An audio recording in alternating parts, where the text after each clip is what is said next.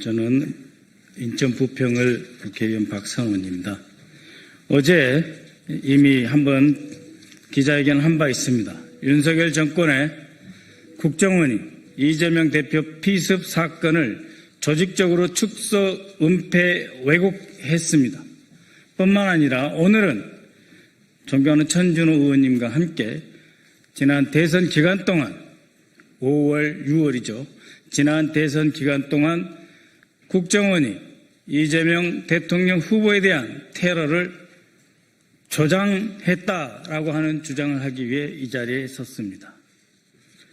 존경하는 국민 여러분, 저는 어제 이 자리에서 윤석열, 김건희의 최측근이자 정치검찰 출신 김상민 전 국정원장 특보가 2024년 1월 발생한 이재명 대표에 대한 테러를 커터칼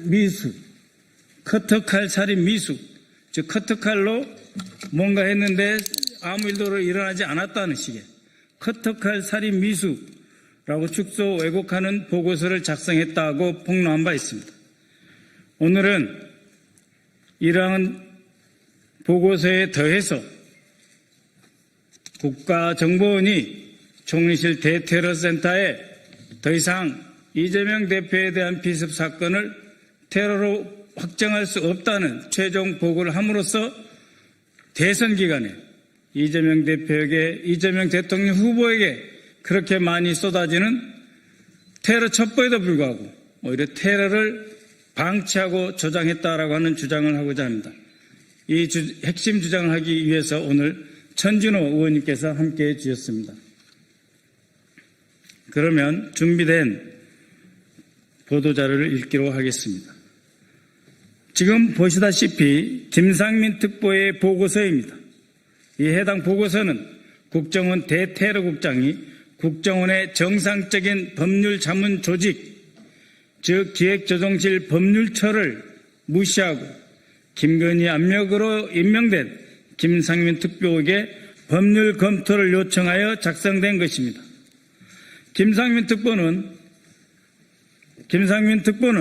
윤석열 탄핵 인용 하루 전인 지난 4월 3일 법원이 적시한 범행 도구인 등산용 칼을 문구용 커터칼이라고 하는 등 상식 이하의 용어를 써가면서 당시 제1야당 대표가 목숨을 잃을 뻔했던 엄중한 사건의 의미를 축소하는 보고서를 작성하여 대테러국에 보냈습니다. 이재명 대표님을 찔렀던 흉기와 동일한 칼을 공개합니다. 바로 이 칼입니다. 공공방송과 국민들의 미풍양속을 해칠 가능성을 있기 때문에 일단 칼 집에 넣었습니다만 그 실체는 이렇습니다. 바로 이 칼입니다. 이 칼과 문구형 커터칼이 같습니까? 전혀 다릅니다. 이렇게 문구형 커터칼로 마치 이재명 대표를 헤아려 했으나 아무런 일도 벌어지지 않았다라는 식의 보고서를 작성을 한 것이 바로 김상민입니다. 이 칼날의 길이는 12.2cm로 말이 등산용 칼이지 이 칼의 이름은 스트롱아미, 강력한 육군이라는 뜻이죠. 입마 살상용으로서도 전혀 손색이 없는 무기입니다. 범인은 심지어 살상력을 더욱 높이기 위해 한쪽 면에만 서 있는 이 칼날의 반대편 부분을 갈아서 치명적으로 이재명 대표를 살해하기 위한 양날의 검으로 만들어서 실행에 옮겨서 이재명 당시 대표의 경정맥의 65%를 자르고 들어갔던 것입니다. 이 칼은 과거 박근혜 대표에 대한 테러 당시 사용된 것과 비슷한 문구용 커터칼입니다. 찌르기는 아예 불가능하고 조금만 힘을 줘도 부러지는 무기로 쓸 수 없는 사무용품에 불과합니다. 제정신이라면 어떻게 이 두 칼을 같은 칼이라고 할 수 있습니까? 그것도 국가 최고 정보기관인 국정원 보고에서 말입니다.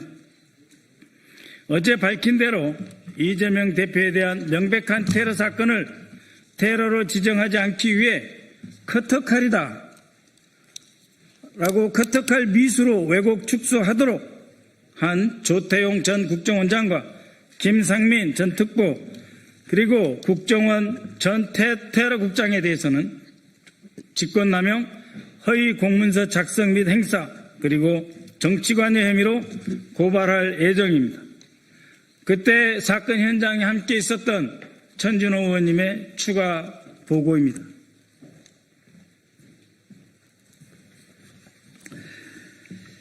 그런데 문제는 이것만이 아닙니다. 국정원은 김상민의 축소, 왜곡 보고서가 작성된 지 한달여 뒤인 지난 5월 14일 국무조정실 대테러센터에 대테러 합동조사팀을 가동하는 것이 불효하다라는 입장을 구두로 통보했습니다.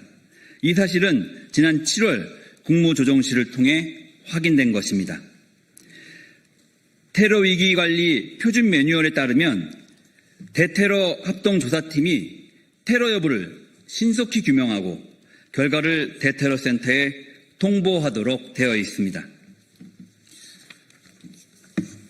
조사팀을 가동할 필요가 없다는 국정원의 판단은 사실상 이 사건의 테러 지정을 하지 않겠다는 의미입니다. 결국 윤석열 정권 국정원은 대법 선고가 난 뒤에도 사건을 3개월 넘게 끌다가 대선 직전 김상민의 축소 왜곡 보고서를 바탕으로 이 사건이 테러에 해당되지 않는다는 결론을 내리고 은폐하려 했던 셈입니다.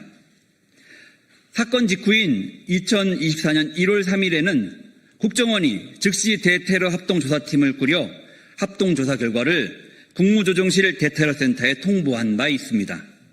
그러나 그 이후 테러 여부를 신속히 규명해야 할 의무가 있는 국정원과 국무조정실 대테러센터는 서로 책임을 떠넘기며 테러 지정을 미뤘고 윤석열 탄핵심판 정국이었던 2025년 4월 3일 정치검사 출신 국정원 특보는 야당 대표이자 유력 대선 주자였던 정치인에 대한 테러를 커터칼 미수라고 다시 한번 축소 왜곡했습니다. 그리고 본격적으로 대통령 선거 유세가 시작된 직후인 지난 5월 14일 국정원은 이 보고서를 근거로 국무조정실 대테러센터에 대테러 합동 조사팀을 다시 가동할 필요가 없다. 즉 유력 대선 주자를 흉기로 찔러 살해하려 했던 사건은 테러가 아니니 국정원 등 관계기관은 손 놓고 있어도 된다라는 신호를 준 것입니다.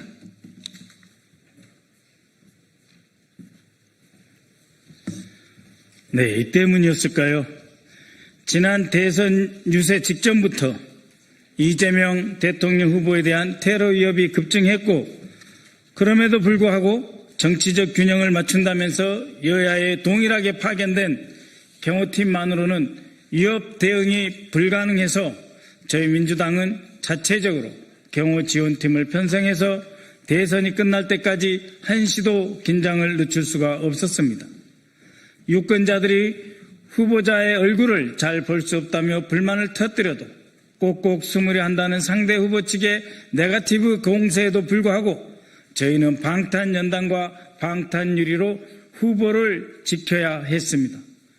국정원 특별보좌관의 커터칼, 사무용 커터칼 미수 보고서는 내란으로 나라를 뒤집어 놓고 치러지는 대통령 선거에서 도저히 이길 가망이 없자 상대 후보, 즉 이재명 후보에 대한 테러를 유도해 제거하려는 참으로 무서우면서도 치졸한 내란 장당들의 책동이었던 것입니다. 2024년 1월 2일 이재명 대표에 대한 테러가 발생했을 때 국정원은 부산지부, 군 및 경찰 관계자를 구성해 대테러 합동조사팀을 소집하여 출동시켰습니다. 테러 여부를 조사하기 위해 출동했다는 이들은 경찰이 살인미수로 수사하겠다는 말만 듣고 현장에서 철수했다고 합니다. 말도 안 되는 소리입니다. 대테러 주무기관인 국가정보원이 설사 경찰에서 살인 미수로 수사한다고 해도 전문성과 정보를 바탕으로 독립적으로 테러 해당 여부를 판단해야 한다는 국가정보원이, 그래서 테러 방지법이 그토록 필요하다고 했던 국정원이 경찰의 말만 듣고 스스로의 권한을 포기한 것이라고 하니 도대체 말이 되는 소리입니까? 국정원의 역사에 이런 일이 있었습니까? 간첩 잡으러 갔다가 경찰이 간첩 아닌 것 같다 하면 물러납니까? 권한을 달라고 테러 방지법에서 그토록 아우성 쳤으면서도 정작 이재명 대표에 대해서만 그 권한을 사용하지 않았던 것은 무슨 이유입니까? 뿐만 아닙니다.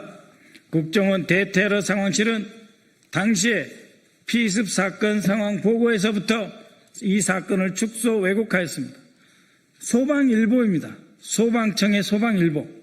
여기에서는 소방사고 상황 보고서로서 목 부위에 1.5cm 열상이라고 현상 유지의 보고 내용을 작성되어 있습니다.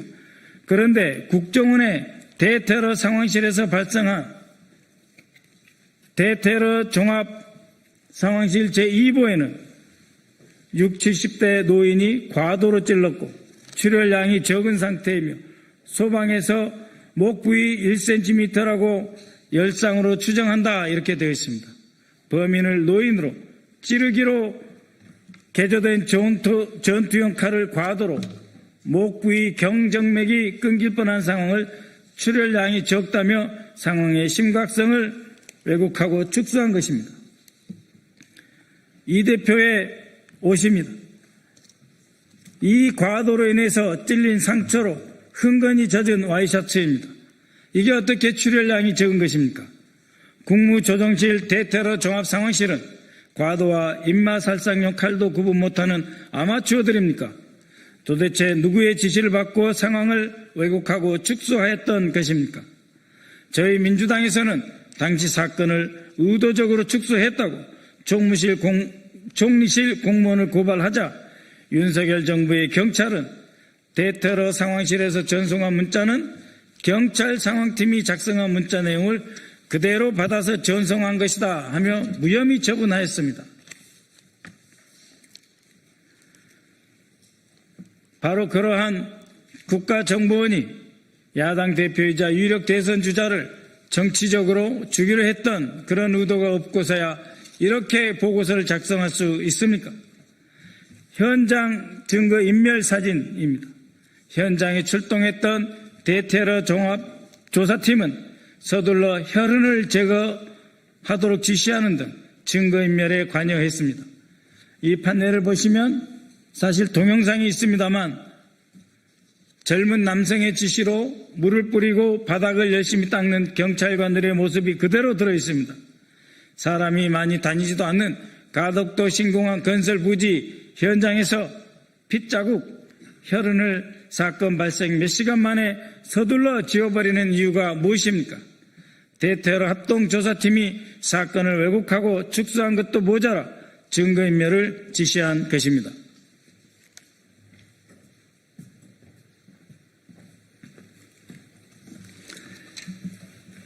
테러 사건의 현장에서 혈흔을 제거하는 경찰의 물청소는 당시 피습당했던 이재명 대표를 구급차에 실어 이송하기 시작한 지 15분 뒤의 일이었습니다. 무엇이 그리 급하고 무엇을 그렇게 빨리 감추고 지우고 싶었는지 다시 한번 묻지 않을 수 없습니다. 이번에 드러난 보고서와 테러 미지정 결론을 통해 윤석열 정권의 국정원이 이 사건 축소, 왜곡, 은폐 정황을 확인할 수 있었습니다. 그간 윤석열 정권 하에서 이 사건의 공범 및 배후에 대한 수사가 제대로 이루어졌는지도 신뢰할 수 없는 상황에 이르게 되었습니다.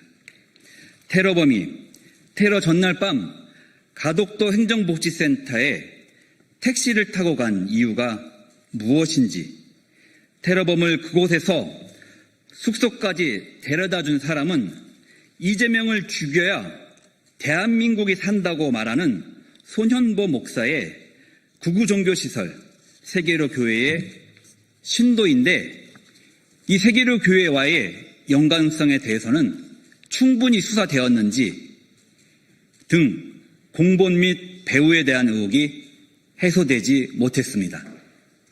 이에 다음 세 가지를 요구합니다. 먼저 검찰과 경찰 등 수사기관은 공본 및 배후 의혹에 대한 수사 내용을 즉각 공개하십시오.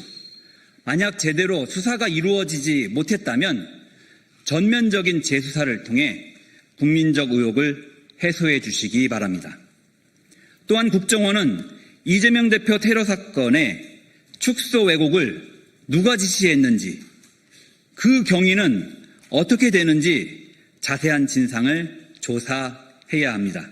그리고 이 테러 사건에 대한 전면 재조사를 즉시 진행시켜 주십시오. 끝으로 국무총리께도 요청드립니다. 국가테러대책위원장으로서 이재명 대표 암살미수 사건의 테러 해당 여부를 검토하고 대테러 합동조사팀을 다시 가동해 이 사건을 테러 사건으로 지정하기 위한 절차를 진행해 주십시오. 이 사건은 제1야당 대표의 집권 가능성을 막기 위해 철저히 계획된 정치 테러 사건입니다. 사건의 성격을 명확히 함으로써 정치 테러의 진상을 밝히고 재발 방지 대책을 마련할 수 있습니다. 이상의 3대 요구가 관철되고 사건의 진상이 명백히 규명되어 비극적인 정치 테러가 재발하지 않도록 끝까지 최선을 다하겠습니다. 감사합니다.